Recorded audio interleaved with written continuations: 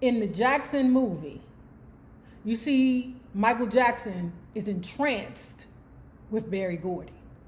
I think that it is a despicable act that Berry Gordy is taking care of young boys who have a father.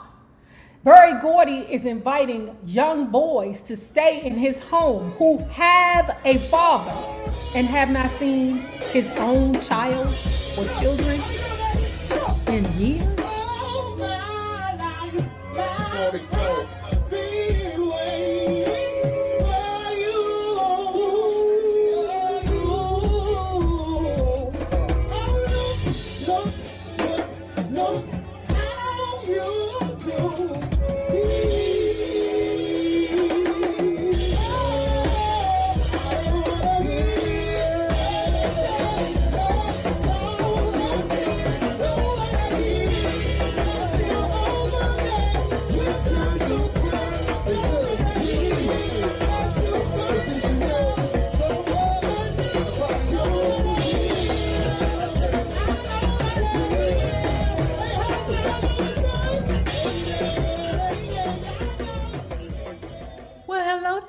Bugs. Hello there, Bellas.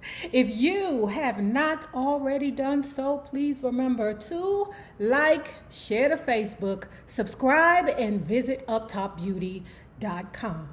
Today's looky would of course be our gold hearts, ooh, very high quality, and our cold weather turban. This one is ooh la la. I just like the plain black ones. I got some other ones that are like this beautiful wine color. Ooh, I can't wait because that wine color is going to look so good with the chuggy lip. I can't wait to show you guys, but they'll be over there on uptopbeauty.com. And Sweeten the Pot.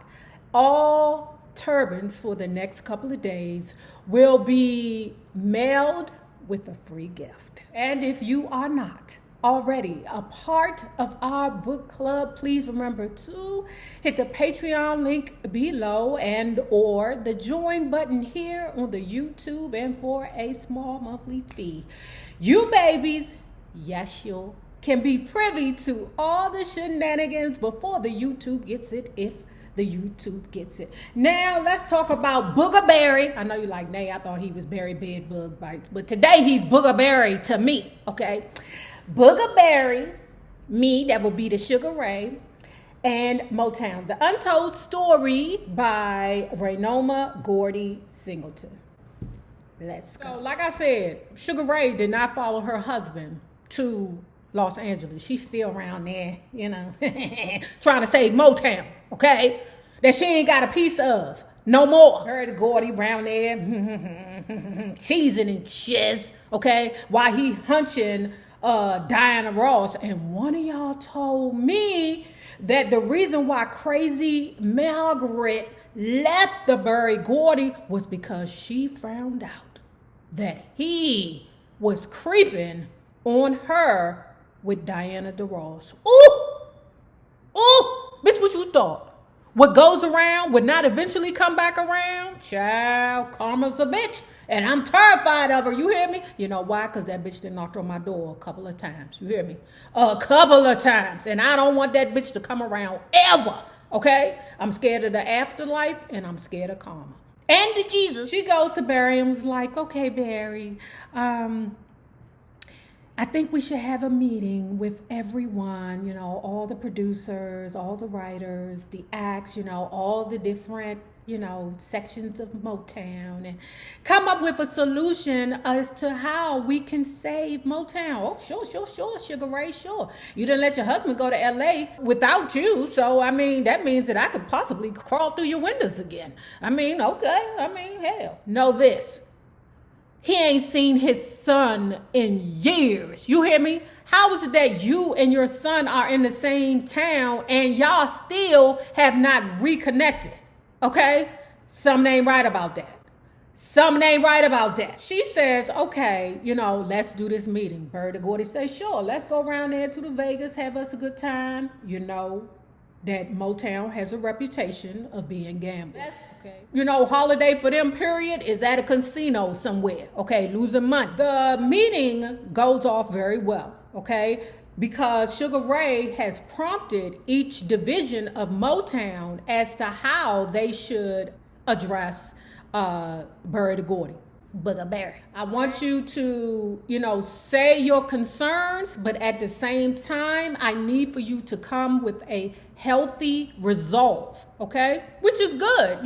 You can't go into a meeting just complaining. You need to have ideas as to how to fix the situation, because the reality of the things, the people that are not in the field really don't know what's going on.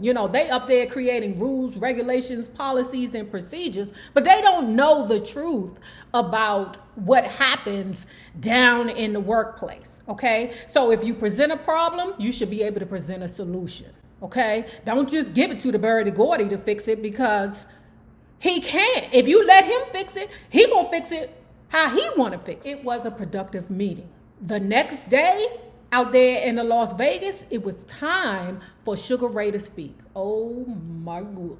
Remember I told you the dude Ralph Seltzer and Ed had created a friendship, or at least a relationship, an amicable relationship, right? The dude Ralph Seltzer is the biggest problem for Motown right now, okay? I mean, Sugar Ray gave the business, Barry, this is what it is, A, B, C, and the D, okay? Sugar Ray says, while Ralph Seltzer may have a legitimate place in this company, it is not as head of the creative division.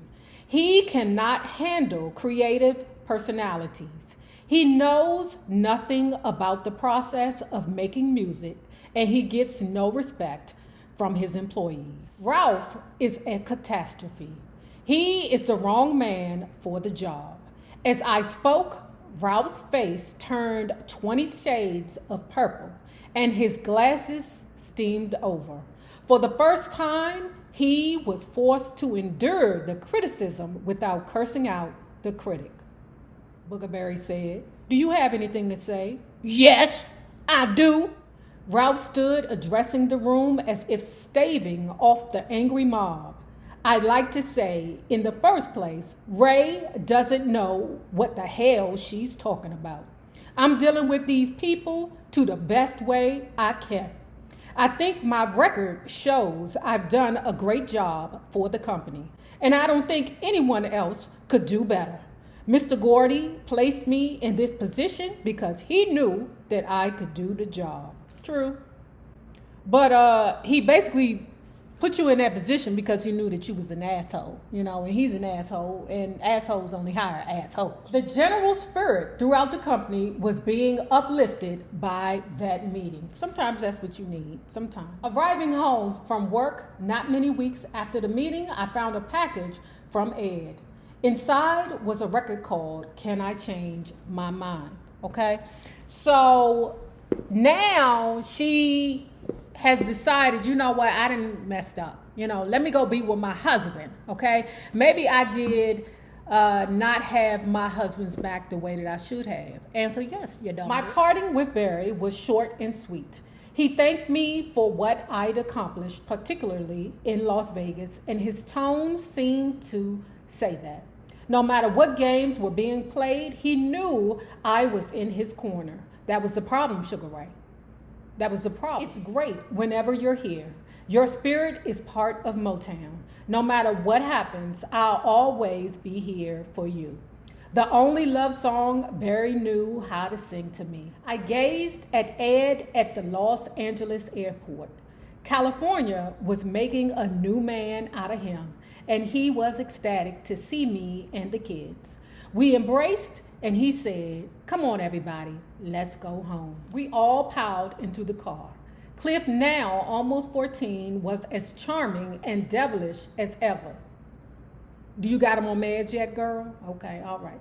At 9.5, Carrie was an amazing, perceptive, shrewd, and ambitious kid. considering there hadn't been any contact whatsoever between him and his father in many years. It was startling how much he was like Barry. And Eddie, 2.5, was a total love. I couldn't tell yet about Raya, just past her first birthday, but something told me this little girl was going to grow up strong-willed. The house was so small that the moment I stepped into it, I was in the living room. "Good morning," said Ed cheerfully. "Ray, this is Rick Matthews, one of my artists. We're going to do some great things together. This guy's going to be a big star. Rick, this is my wife, Ray." The head bobbed with mild comprehension. While Ed banged on into the bedroom with the suitcases, Rick pulled himself up to his feet and tripped forward to shake my hand. As it turned out, Rick, who was originally from Buffalo, New York, and was born James Johnson, was connected to Motown from some experiences a few years before. Calling himself Ricky James, he had sung at the time with a Canadian rock and roll band named the Monabirds, which also included Neil Young. It wouldn't be until almost a decade later that Rick James would finally break through at Motown and have huge success. The kids and I immediately dug Rickety James. He was funny and warm with tons of talent pouring out of him. At this juncture, he was a very nice, clean-cut, ordinary-looking guy with short hair. He didn't think of himself as an R&B or soul singer at all. He was a black kid who loved rock, probably idolized Jimi Hendrix, and hung out with all the rowdy white boys. Ed, who knew a potential star when he heard one, would work very diligently to develop and sustain Rick's career. In the process, he would cut about 8 masters with Rick and would be sorry to see them collecting dust in his garage forevermore. Within a few months, Ed hooked up with an investor to put together a record label. So with a little money to spare, we decided to buy a larger house round there to the Beverly Hills. You know, if all roads do not lead to Washington, D.C., they all lead to that nigga, Chucky Manson, man. It's like we can't read a book without Charles Manson being somewhere a part of the damn book, okay? Because she said what happened was, you know, her area was a pretty nice area until after the riots of Detroit, our new home in the hills seemed unbelievably safe. Until one morning in August when we awoke to the media buzzing about a gruesome collection of bodies in Laurel Canyon.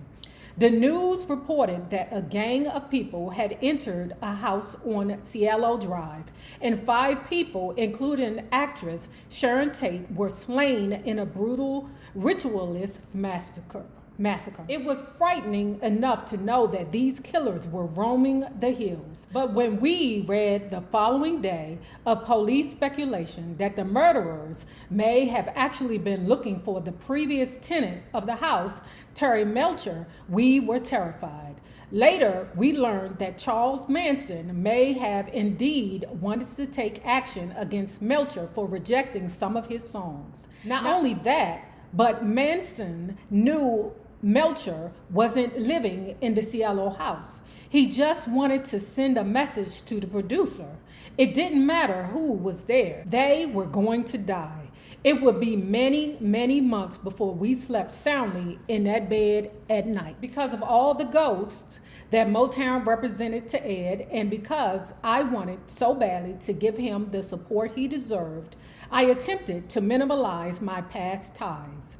While it gnawed at me constantly that Barry hadn't seen Carrie in 6 years, for Ed's sake, I chose not to do anything about changing that unhealthy situation, simply pretending the past didn't exist.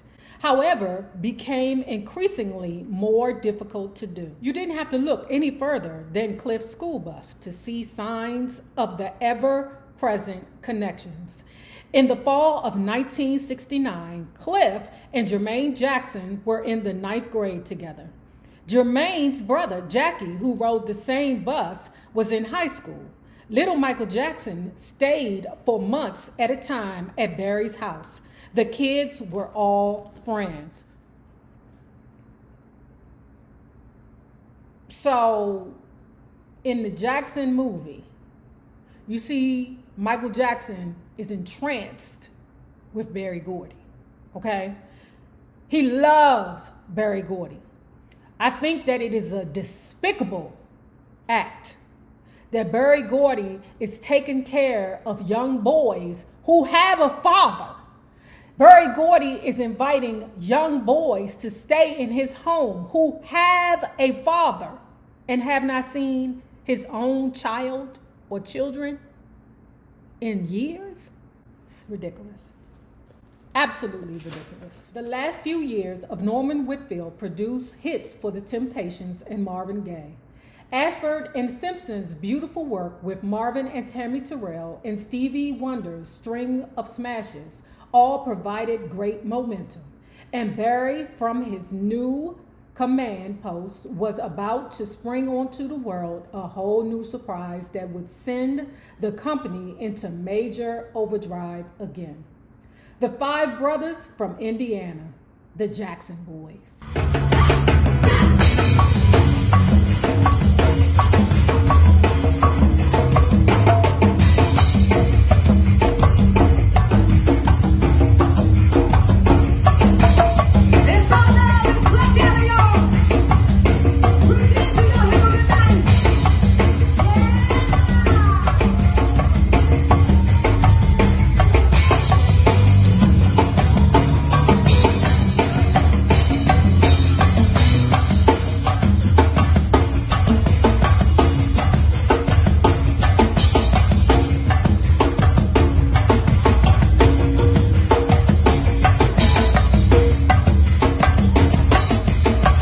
Now, if you have not already done so, please remember to like, share, subscribe, and visit uptopbeauty.com.